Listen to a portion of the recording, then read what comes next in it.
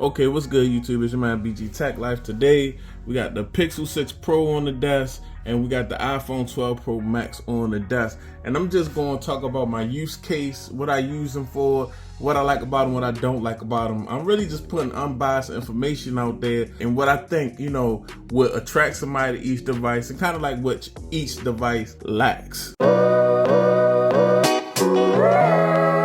So we could just start off by talking about some common categories. Let's talk about the display, guys. As you can see, we got a, I believe 6.8 inch display on the iPhone. This is the 12 Pro Max. We got a 6.71 inch display on the Pixel. Now the Pixel has a curve, this has a flat display. That's all preferential, guys. Some people like this flat display, but on my flagship devices, I like a curved display, guys, because I feel like when they curve the back and the front of the device, it feels so much better in hand. As far as the displays go, the Pixel is a undeniable winner of the display war. Of course, is a LTPO 120 hertz, and it just looks way better. And it is a 1440 display. This is basically just a 1080 display that they've been having for a while now. And like I said, this is the 12 Pro Max. But with that being said, the build on this 12 Pro Max, guys, I believe Apple failed when they left the 11 Pro Max build. Is definitely not the they went back, they made it more square. It feel like I'm holding a brick in my hand. I hate the feel of an iPhone in my hand, these newer iPhones. The 11 Pro Max was the sweet spot for the iPhone builds to me because it just felt better in the hand.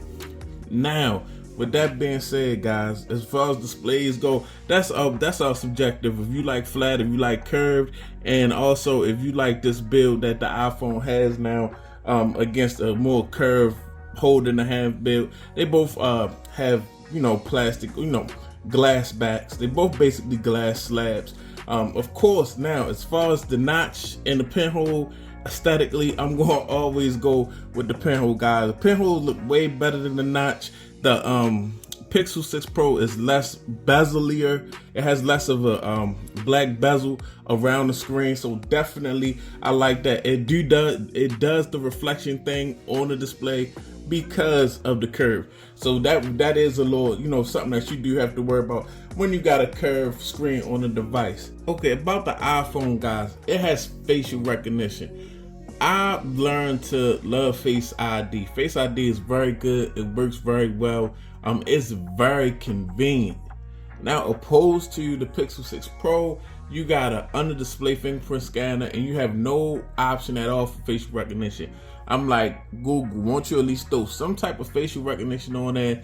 So maybe if I don't want to deal with that under display fingerprint reader, that is, it's got better, but I mean, facial recognition is definitely a thing and it's definitely dope.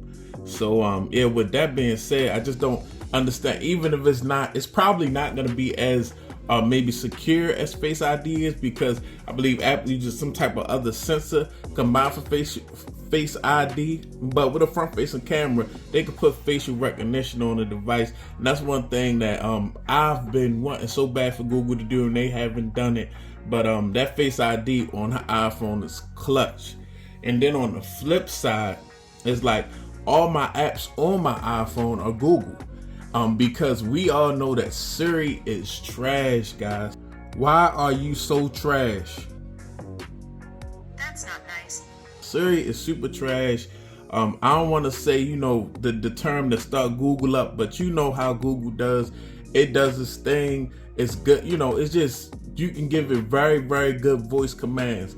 That artificial intelligence over at Google is paying off. Siri is basically just outdated and been the same thing since probably like 2010 with no real progression. So I mean, as far as that goes, it's like, give and take with a lot of these things, guys. It's really what you can't live without and what you can go without. Camera. Now, these are top three video cameras, top three just taking stills. So I'm not going to really say it and hop on the camera, but they both get really, really good video, and they both take great pictures. But I will say this, guys. Let's get in. As far as performance go, and that Bionic chip is just ridiculous, guys. Even just the 14. This has the 14 in it. They have a newer one. It is ridiculous. Now, when it comes to creating content, guys, you have to capture the content. Both of these can capture content very well, but you have to give hands down to Apple with what you can do with the content. As far as messaging and things of that, our message is just more than a green bubble, blue bubble type thing. When you take videos with an iPhone, you can send that video straight to another iPhone, no problem, no downloading the extra app. That easy use has to come to Android. Also, but performance as far as rendering and editing videos, guys, this is my workflow phone. My iPhone 12 Pro Max plays a big part in my channel. I record most of my videos with that in my M50 and just a flawless airdrop. Or I have LumaFusion on this device, guys. I have LumaFusion on this device, and I can just edit straight on. I can edit my videos straight on this device, 4K 60, and I mean it's not freezing. What it does with video, Android devices can't do yet. So I feel like that's something that Google needs to work on, because you can capture the device, but what are you going to do with it? And also, Google's making a tablet, and that tablet has to have the power to. Everybody's a content creator, guys. Once you pull your phone out and record something, you are creating content, especially if you share it out. Now, if you monetize, or you got an official channel or whatever, but everybody is a content creator now, guys. So we have to focus on that video aspect of being able to edit, send, things of that nature, ease of use.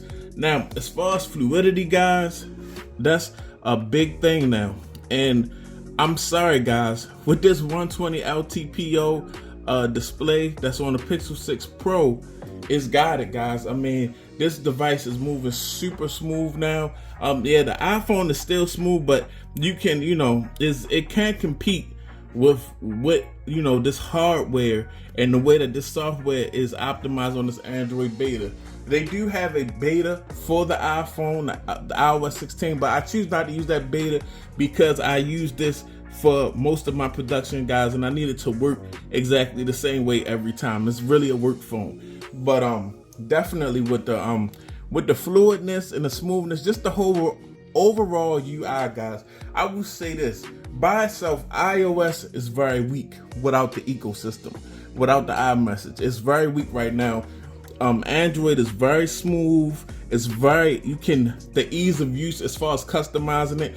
I so badly want to customize my iPhone, but I get a headache. Like, it's complicated still. Even though they added widgets, it's just too complicated and too pre-formatted for my brain to even just comprehend it, get into it, and just want to, dedicate any time to doing it. With this, I love I love Android has always been about that customization, and that look. Now, as far as battery life, this phone has really good battery life. I've never had an issue with the battery life. I hear good things about the iPhone 13 Pro Max, but this 12 Pro Max, I've had this device for almost 2 years now, and this battery life and standby time is amazing compared to this Pixel 6 Pro. This Pixel 6 Pro is not bad. I'm not complaining about it, but this is just better. What I would like Google to do is get more into building an ecosystem around this device. They're doing that, but you have to do it in a certain way where it's fluid and it's native.